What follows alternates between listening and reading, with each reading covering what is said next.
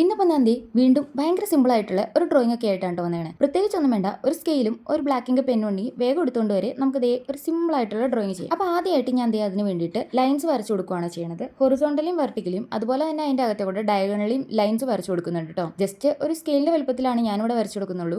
ഇത്രയോട് വലുപ്പത്തിനൊക്കെ വേണമെന്നുണ്ടെങ്കിൽ അതനുസരിച്ച് നമുക്ക് വലുതാക്കി വരച്ചു കൊടുക്കാം കേട്ടോ. അപ്പോൾ ഞാൻ അങ്ങനെ വരച്ചെടുത്തതിന്റെ അകത്തെ കൂടെ ഓരോ പെറ്റൽസ് ഓരോ സ്ക്വയറിന്റെ അകത്തെ കൂടെ വരച്ചു കൊടുക്കുന്നുണ്ട് കേട്ടോ. 4 സ്ക്വയർസ് കൂടുന്നിടത്ത് ഒരു സെന്റർ പോർഷൻ എന്ന രീതിയിൽ കൺസിഡർ ചെയ്തിട്ടാണ് പെറ്റൽസ് വരച്ചു കൊടുത്തത്. അപ്പോൾ ഞാൻ ഈ എക്സ്പ്ലെയിൻ ചെയ്യുന്നതിനേക്കാളും എപ്പോഴും നല്ല ക്ലിയർ ആയിട്ട് വീഡിയോ നോക്കി കഴിഞ്ഞാൽ നിങ്ങൾക്ക് മനസ്സിലാവും കേട്ടോ. അപ്പോൾ അങ്ങനെ ഞാൻ പെറ്റൽസ് എല്ലാം വരച്ചെടുത്തു. ഓരോ പെറ്റൽസിന്റെയും ബോർഡർ പോർഷൻസ്, അതായത് എൻ പോർഷൻസ് ഔട്ടർ വരുന്ന സൈഡിൽ നമ്മളൊന്ന് ഡാർക്കൺ ചെയ്ത് ഒന്ന് ഹൈലൈറ്റ് ചെയ്ത് കൊടുക്കുന്നുണ്ട് കേട്ടോ. പിന്നെ അതിന്റെ ഇടയിൽ കൂടെ കിടക്കുന്ന സ്പേസിന്റെ അകത്തും അതുപോലെ തന്നെ 4 ലൈൻസ് കൂട്ടിമുട്ടുന്ന ഒരു സെന്റർ പോർഷൻ കാണുകയും ആ സെന്റർ പോർഷനിൽ നിന്ന് ഔട്ടർ സൈഡിലോട്ട് നമ്മൾ ജസ്റ്റ് ലൈൻസ് വീണ്ടും വരച്ചു കൊടുക്കുകയാണ് കേട്ടോ ചെയ്യുന്നത്. നല്ല ക്ലിയർ ആയിട്ട് ഞാൻ വീഡിയോയിൽ കാണാൻ പാകത്തിനാണ് കേട്ടോ ചെയ്തേക്കണേ. അപ്പോൾ പറഞ്ഞിരിക്കും നമ്മളിത് വരച്ചു തരുന്നു. അതിന്റെ ഫൈനൽ ലുക്ക് ഈ കാണുന്നതാണ് കേട്ടോ.